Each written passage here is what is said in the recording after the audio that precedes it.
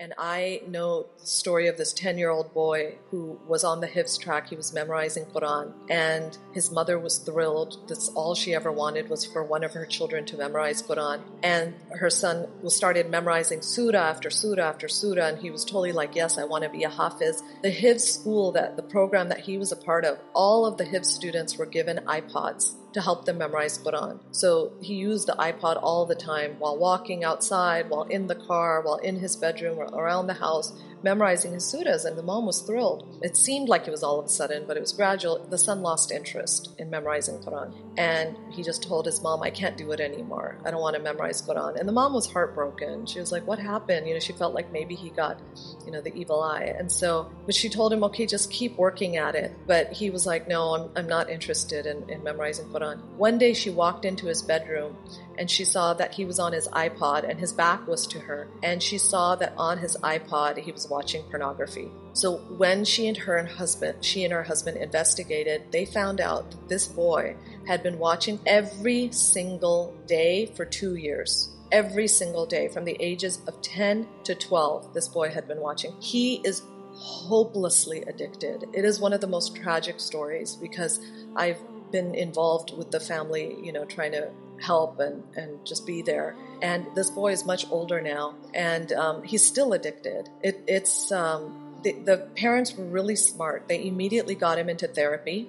They got him into, and there's actually therapy, a program now for Muslims called Purify Your Gaze. So if there's anyone struggling with it, Purify Your Gaze is a program. And when she first approached them when he was 12 years old, they said, no, we only work with adults. And inshallah, your son will be fine, whatever. And so years went by, he's not fine, and all sorts of problems come about from it. This boy has been suicidal because there's so many times he's tried to quit and he has not been able to, and he keeps going back to it. And so he despairs, and he starts to feel like Allah can never forgive him. So they have him in therapy. They have him in therapy with a sheikh who's there to help him and remind him of Allah's mercy, remind him why he can't despair. Allah subhanahu wa ta'ala is using this addiction just to break you. Allah is showing you that He's the master and you're the slave, and you have to just turn to Allah completely. Just helping him that way.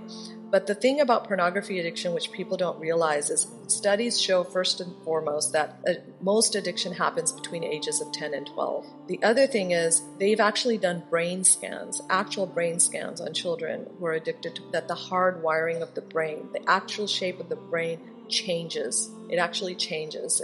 There's a physical effect. So his parents are treating it like an addiction now, that they don't judge their son anymore. And recently the mom told me that after years of trying to deal with this, and they have a very open relationship with their son. The son will come to them and say, Mom, Dad, it's been a month, I haven't watched. And they'll be like, wonderful, alhamdulillah. Then he'll come and say, it's been 2 months, I haven't watched any. And then he'll come and say, I couldn't help it, I'm sorry. And he'll cry, and they'll hug him. And, so this is their life right now. And the mom told me recently, after years of dealing with this, her husband is this big, strong person, doesn't show much emotion. She said the other day he just hugged her son and just broke down sobbing, just cried and cried and cried, and told their son, I'm so sorry.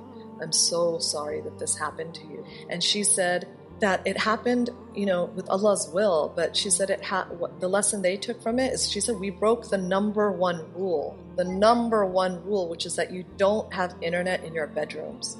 She said the fact that our son had an internet device in his bedroom was our biggest mistake.